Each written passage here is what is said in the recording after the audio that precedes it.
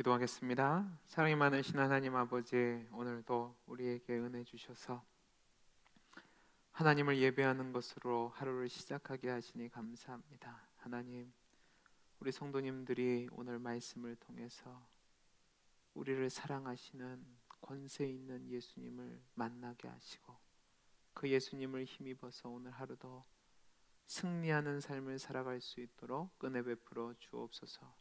우리와 함께 하실 주님을 찬송하며 사랑 많으신 예수님 이름으로 기도하옵나이다. 아멘. 오늘 우리에게 주신 하나님의 말씀은 마가복음 5장 21절에서 43절 말씀. 마가복음 5장 21절에서 43절 말씀입니다. 찾으셨으면 한 목소리로 봉독하도록 하겠습니다.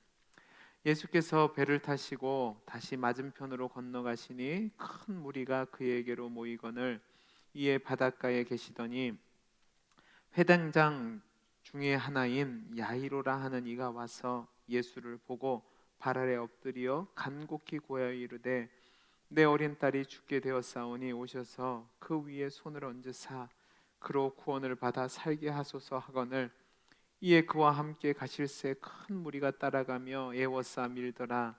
12해를 혈루증으로 알아온 한 여자가 있어 많은 의사에게 많은 괴로움을 받았고 가진 것도 다 허비하였으되 아무 효염이 없고 도리어 더 중하여졌던 차에 예수의 소문을 듣고 무리 가운데 끼어 뒤로 와서 그의 옷에 손을 대니 이는 내가 그의 옷에만 손을 대어도 구원을 받으리라 생각함일러라.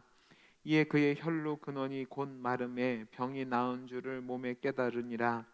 예수께서 그 능력이 자기에게서 나간 줄을 곧 스스로 아시고 무리 가운데서 돌이켜 말씀하시되 누가 내 옷에 손을 대었느냐 하시니 제자들이 여짜오되 무리가 에워싸 미는 것을 보시며 누가 내게 손을 대었느냐 물으시나이까 하되 예수께서 이 일 행한 여자를 보려고 둘러보시니 여자가 자기에게 이루어진 일을 알고 두려워하여 떨며 와서 그 앞에 엎드려 모든 사실을 여쭈니 예수께서 이르시되 딸아 내 믿음이 너를 구원하였으니 평안히 가라.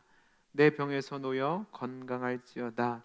아직 예수께서 말씀하실 때에 회당장의 집에서 사람들이 와서 회당장에게 이르되 당신의 딸이 죽었나이다. 어찌하여 선생을 더 괴롭게 하나이까?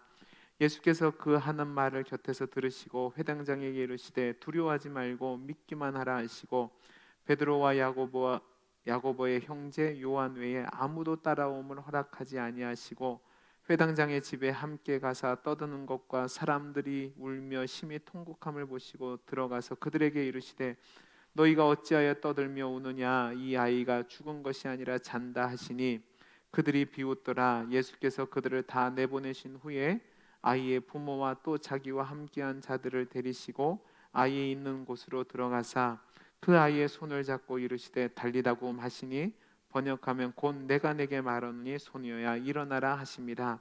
소녀가 곧 일어나서 걸으니 나이가 12살이라. 사람들이 곧 크게 놀라거늘 예수께서 이 일을 아무도 알지 못하게 하라고 그들을 많이 경계하시고 이에 소녀에게 먹을 것을 주라 하시니라. 아멘. 오늘 우리가 함께 읽은 말씀은 우리가 너무나도 잘 알고 있는 회당장 야이로의 딸을 예수님께서 달리다굼 소녀의 일어나는 말씀으로 살리시는 장면과 예수님께서 회당장 야이로의 딸을 고치시기 위해서 가시던 도중에 예수님 옷에 손을 댄 12의 혈루병 앓던 여인이 고침받은 사건이 기록되어 있습니다. 제가 어제도 말씀드린 것처럼 마가복음 전체 구조에서 볼 때 4장 1절에서 5장 43절까지 말씀은 예수님께서 갈릴리 바닷가를 지나서 그 길 속에서 사역하시는 가운데 행하셨던 네 가지 비유와 네 가지 이적 기사 사건이 기록되어 있는데 오늘 말씀은 그 마지막에 있는 두 가지 기적 사건을 기록하고 있는 겁니다. 예수님께서는 이 갈릴리 사역을 통해서 예수님의 이 땅으로 임하게 된 하나님 나라가 어떤 특징이 있는지를 드러내셨습니다. 예수님은 네 가지 비유를 통해서 하나님 나라가 비록 작은 것처럼 보이지만 생명력 있고 나중에 크게 될 것임을 말씀하셨습니다. 그리고 그 하나님의 나라는 숨기려고 해도 숨겨지지 않는 생명력과 빛이 됨을 말씀하셨습니다. 그 뒤에 이 행하시는 네 가지 이적을 통해서는 예수님께서 하나님 나라의 임재와 함께 그 나라의 왕으로 오셨는데 그 주님이 모든 만물을 굴복시키시는 권세가 있는 분임을 풍랑을 잠잠케 하는 사건을 통해서 말씀하셨고, 또 대가볼리에 있던 거라사 광야에 귀신을 쫓아내 주시는 장면을 통해서는 이방인들에게도 임한 하나님의 나라와 또 아무리 강력한 귀신의 권세를 할지라도 그 권세를 말씀으로 이기시는 능력 있는 분이심을 드러내셨습니다. 이제 오늘 말씀에서는 다시 배를 타고 요단 서편 가버나움으로 이르셔서 죽은 회당장인 야일의 딸을 고치시고 또 한 여인을 죽음으로 몰아가고 있던 혈루증으로 12해를 앓던 여인의 병을 고치심으로 말미암아 죽음의 권세도 굴복시키시는 하나님의 나라의 권세와 또 그의 통치자 되신 예수 그리스도의 권세를 보여주고 있습니다. 특별히 오늘 본문에 나오는 죽은 야일의 딸을 살리시는 사건과 12의 혈루증 앓는 여인을 고치신 사건은 공간복음서 모두에 기록되어 있지만 이 마가복음이 가장 자세하고 생생하게 기록되어 있다는 사실을 여러분이 기억하시면 좋을 것 같습니다. 재미있는 것은 여러분이 눈치채셨는지 모르겠지만 오늘 25절을 보면 혈루증을 앓는 여인이 혈루증으로 고생한 연수가 12년이고 또 죽었다가 살아난 회당장 야이로의 딸의 나이가 42절 말씀을 보면 12살로 기록되어 있습니다. 마태복음과 누가복음에서는 소녀의 12살의 이야기가 나오지 않고 오직 마가만 12살이라는 사실을 기록하고 있습니다. 이것은 마가가 이 12해 동안 혈루증을 앓던 여인의 병력과 이 12살 먹었던 죽었던 야이로의 딸을 고치신 사건의 대조를 통해서 특별한 의미를 부여하기 위해서 그렇게 한 것입니다. 성경에서는 12를 어떻게 표현하냐면 하늘의 수인 3과 땅의 수인 4를 곱한 수로 완전수를 의미합니다. 그런 면에서 본다면 12년이나 혈루증으로 앓는 여인이라는 것은 그녀가 길고 긴 세월 동안 고난 가운데 있었음을 드러내는 것이고, 동시에 이런 강력한 병을 고치시는 예수님의 능력을 강조하는 것이고, 또 유대인의 관습상 소녀는 12살 6개월이 지나야지만 결혼할 수 있는데 다시 살아난 소녀가 12살이 되었다는 것은 이 소녀가 살아남과 동시에 그의 꽃다운 생기를 회복해서 이제 생산할 수 있는 가정을 이루고 또 자녀를 낳을 수 있는 완전한 회복이 있게 됨을 마가는 우리에게 말씀을 통해서 이야기하는 겁니다. 즉 예수님을 통한 그 하나님 나라의 권세가 진정한 생명을 우리에게 부여해 주고 또 그 죽음의 권세에서 우리를 자유케 함을 보여주기 위해서 이 12이라는 것을 반복해서 기록하는 거죠. 그러면 오늘 말씀을 보면 크게 세 부분으로 나눠져 있음을 볼 수 있습니다. 먼저 21절에서 24절까지 말씀으로 예수님께서 요단 동편인 이방인의 땅이었던 곳에서 요단 서편 가버나움으로 돌아오시는 장면과 이 가운데 회당장 중에 한 사람이었던 야이로란 사람이 예수님께 나와 죽어가는 자신의 딸을 고쳐달라고 간구하는 장면입니다. 예수님께서는 죽어가는 딸을 고쳐달라는 이 야이로의 말씀을 들으신 뒤에 아무런 말씀 없이 그를 따라가십니다. 두 번째 단락은 25절에서 34절까지 말씀으로 야이로의 집을 향해 가던 도중에 12의 혈루증을 앓던 여인이 남몰래 예수님의 옷자락을 만짐으로 고침을 받는 장면이 기록되어 있습니다. 이 혈루증이 어떤 병인지는 마가복음의 기록만으로는 정확히 알 수 없지만 헬라어 원문을 보면 피 또 유출이라는 두 단어가 사용되었기 때문에 이 병에 걸린 이 여인은 한 달에 한 번만 출혈을 하는 것이 아니라 불규칙하게 계속적으로 출혈이 진행되고 있음을 말할 수 있습니다. 현대의학에서는 이런 증상을 기능성 자궁 출혈이라고 부르는데, 이런 증상을 보이는 여인은 정신적으로 매우 불안하고 또 죽을 줄도 모른다는 두려움 가운데 살아간다고 합니다. 그러나 예수님 당시에 이 병에 걸린 여인은 이런 두려움과 불안감에 사는 것에 더해서 부정한 자로 간주되는 사회적인 고통을 당해야만 했습니다. 왜냐하면 유대인들은 피를 생명으로 상징하는 것으로 보았는데, 날마다 피를 흘린다면 그녀는 죽음과 저주에 붙들린 자로 여겨질 수밖에 없었습니다. 또 레위기 15장 말씀에 기록된 율법의 규례를 따르면 출혈이 계속되는 날은 부정한 상태였으므로 이 여인이 만지는 모든 것은 부정하다고 간주되었습니다. 유대인들에게 있어서 가장 중요한 것이 거룩의 문제였습니다.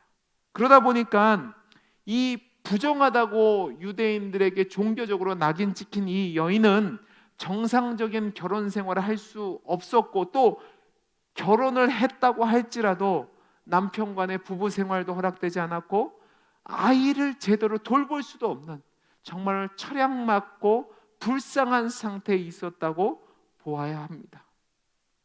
그러니까 이 여인은 이 병을 고치기 위해서 백방으로 노력을 했습니다. 오늘 말씀을 보면 그 모든 것이 헛됐다고 되어 있습니다. 병은 더 악화되었고 가진 모든 것은 다 낭비되었다고 이야기합니다. 그러니까 이 여인은 경제적으로, 심리적으로, 사회적으로, 종교적으로 죽은 것과 같은 매우 피폐한 삶을 살았습니다. 그런데 이 여인이 예수님에 대한 소문을 듣습니다. 소문을 듣고 무리 가운데 끼어 뒤로 와서 예수님의 옷자락에 손을 만집니다. 이때 당시에 유대인의 정결 규례상 부정한 여인으로 인정받은 사람이 다른 사람과 신체적인 접촉을 할 수 없는 상태에서 이 여인이 예수님의 옷자락을 만졌다는 것은요, 비난받아 마땅한 행위였습니다. 그러나 이 여인이 이 비난받음을 감수하고 욕을 먹고 또 잘못하면 사람들에게 매를 맞을 수 있음에도 불구하고 이렇게 한 것은 예수님에 대한 소문을 듣고 모든 비난을 감내하고라도 주님의 옷자락을 만지면 나을 수 있을 거라는 믿음, 그 용기 있는 믿음 때문에 행한 행동이었습니다. 그리고 놀랍게도 이 여인이 예수님의 옷자락을 만지는 그 순간 이 여인을 12년 동안 고통스럽게 했던 혈루증이 낫게 되었다고 이 여인이 느꼈다고 이야기하고 있습니다. 예수님은 자신에게서 능력이 나갔다는 것을 아시고 누가 자신의 옷을 만졌냐고 물으셨습니다. 물론 여기서 우리가 알고 있는 것은 예수님이 몰라서 물은 것이 아니라는 사실입니다. 32절 말씀을 보면 예수께서 이 일 행한 여자를 보려고 둘러보시니라고 되어 있습니다. 그러니까 예수님은 이미 이 여인이 어떤 일을 행했는지를 알고 보신 겁니다. 예수님이 이 여인을 보시려고 둘러보시니까 이 여인은 자신에게 일어난 일을 알고 두려워 떨었습니다. 왜냐하면 자신이 한 행동이 유대인의 정결 규례상 있을 수 없는 비난받고 책망받을 일이었기 때문에 그렇습니다. 그래서 혹시라도 예수님이 자신이 한 일을 알고 책망할까 봐 두렵고 떨었던 겁니다. 이 여인은 두려운 마음으로 예수님께 나와 엎드려서 모든 사람들 앞에서 자신의 행한 일을 고합니다. 아마 비난과 책망을 받을 것을 작정하고 마땅히 그렇게 할 것이라는 다짐을 하고 예수님 앞에서 그 얘기를 한 것 같습니다. 그런데요, 예수님께서는 그녀의 믿음을 보시고 그녀에게 구원을 선포하셨습니다. 그리고 평안히 가라 말씀해 주시죠. 예수님이 이렇게 하신 것은 두려움과 떨림 가운데 나온, 그러나 주님의 옷자락만 만져도 나을 것이라는 믿음 가운데 나온 이 여인의 믿음을 보시고 그녀를 구원해 주시고 그녀에게 치유함을 주시고 평안하게 해주신 은혜를 베풀어 주신 겁니다. 마지막 세 번째 단락은 35절에서 41절까지 말씀으로 예수님께서 죽은 회당장의 야이로의 딸을 고치 살리시는 장면이 기록되어 있습니다. 이 여인과 얘기하고 있는 중에 야이로는 자기 자신의 집에서 온 사람에게 자신의 딸이 죽었다는 이야기를 듣게 됩니다. 그 사람들은 야이로에게 모든 것이 끝났으니까 이제 예수님을 힘들게 하지 말라고 얘기합니다. 예수님은 그 말씀을 들으시고 야이로에게 두려워하지 말고 믿기만 하라고 말씀하십니다. 여러분, 이것은 야이로의 입장에서는 쉽게 받아들일 수 있는 말씀이 아니었습니다. 지금 야이로는 그토록 두려워하던 일, 자기 딸이 죽었다는 소식을 들었습니다. 모든 것이 끝났다는 거죠.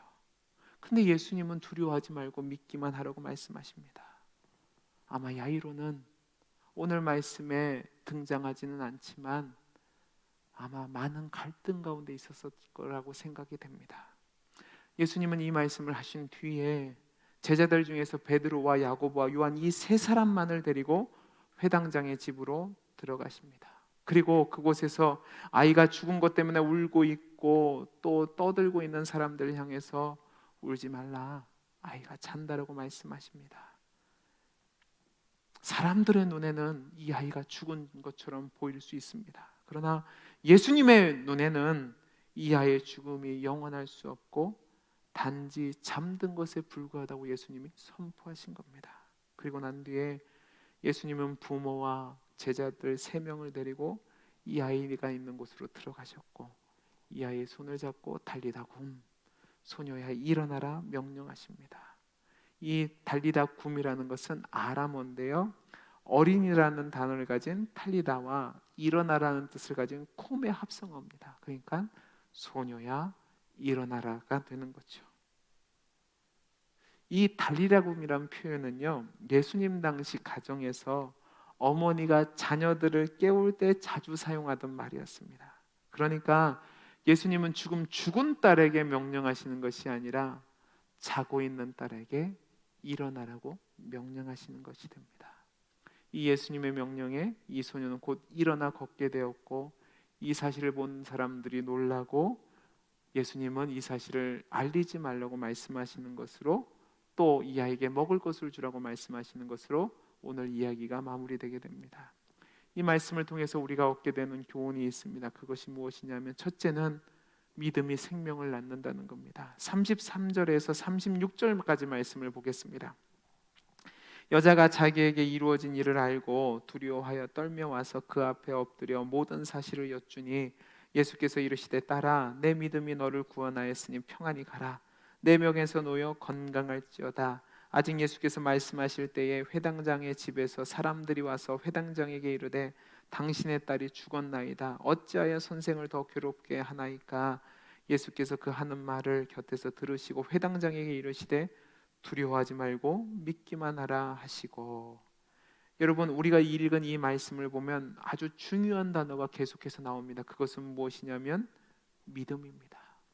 이 말씀을 보면 희망 없는 두 사람이 나옵니다. 한 여인은 12해 동안 혈루증 때문에 가산만 탕진하고 병은 더 심해져서 살았으나 죽은 자였습니다. 그 절망 속에서, 그 죽음의 공포 가운데서, 사회적인 격리 가운데서 처참한 삶을 살고 있던 이 여인이 예수님 앞에 나왔습니다. 또 한 사람은 자신의 사랑하는 딸이 죽어가고 있습니다. 그런데요, 오늘 말씀을 보면 이 12해 동안 혈루증으로 고생하던 여인은 인간의 방법으로는 더 이상 희망 없는 그 상황 속에서 예수님의 옷자락에 손만 대어도 나을 것이라는 생각을 갖고 믿음으로 몰래 예수님의 옷자락을 만집니다. 이 여인의 행동은 제가 앞에서 말씀드린 것처럼 발각이 된다면 유대인의 정결법을 어기는 것이기 때문에 심각한 위험을 초래할 수 있었습니다. 그러나 그는 그 위험을 감내하고서라도 주님의 옷자락에 손만 대면 나을 것이라는 믿음을 가지고 예수님의 옷에 손을 대었을 때에 주님은 그녀의 믿음을 보시고 그녀를 그 병에서 건져주셨고 또 그에게 구원과 평안을 허락하여 주셨습니다. 솔직히 이 여인의 행위는 믿음의 행위라고 보기에는 매우 보잘것없는 작은 것이라고 이야기할 수 있습니다. 그러나 그녀가 예수님의 능력에 대한 소문을 듣고 그 능력을 믿고 예수님께 나아갔고 예수님의 옷자락에 손을 대었을 때에 주님은 그 여인의 행위를 칭찬하시며 그 믿음으로 이 여인이 구원함과 고침을 받았다고 선포하셨습니다. 아무리 작은 믿음이라 할지라도 예수님에 대한 신뢰라면 그 믿음은 우리 주님이 기뻐하시고 그 믿음을 보시고 능력을 행하시고 그 능력이 결국 생명을 낳게 된다는 사실입니다. 회당장 야이로를 보십시오. 예수님과 대화를 나누고 그 딸을 향해 가는 도중에 사람들이 와서 그 딸이 죽었다는 얘기를 듣습니다. 그리고 이제 모든 것이 끝났다는 얘기를 듣습니다. 얼마나 두려웠을까요? 그런데 그 두려워하는 야이로에게 예수님이 두려워하지 말고 믿기만 하라고 이야기합니다.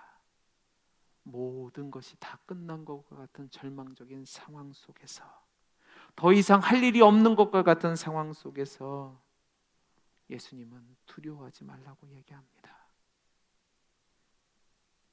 이러한 예수님의 말씀은 회당장 야이로에게는 엄청난 믿음의 도전이었을 겁니다.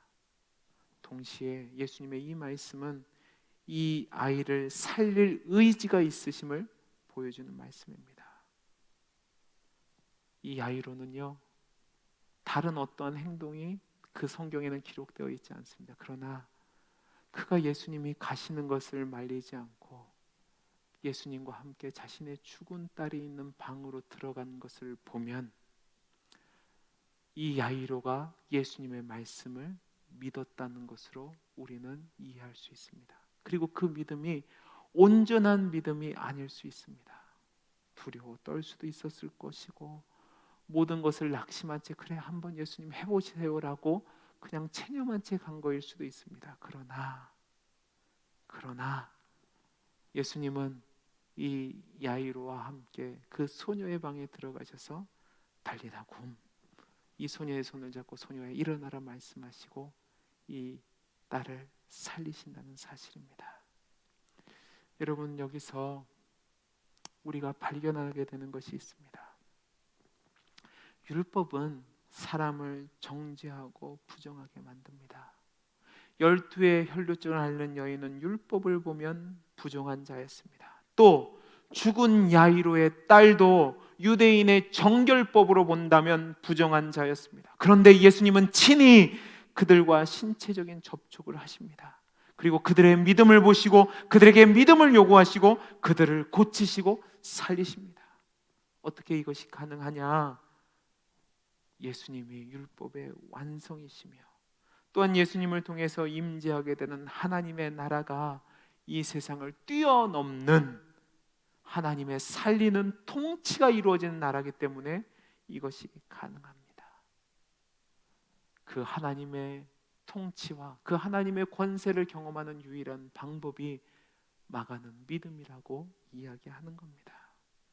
여러분, 마가는 풍랑을 잠잠케 하시는 예수님을 통해서 거라사 광인의 말씀을 고치시는 장면을 통해서 또 12의 혈루증을 앓는 여인을 고치시는 장면을 통해서 죽은 야이로의 딸을 고치시는 장면을 통해서 진정한 생명과 권세가 있는 분임을 우리에게 보여주고 있습니다. 그런데 그 주님을 경험하는, 그 능력을 경험하는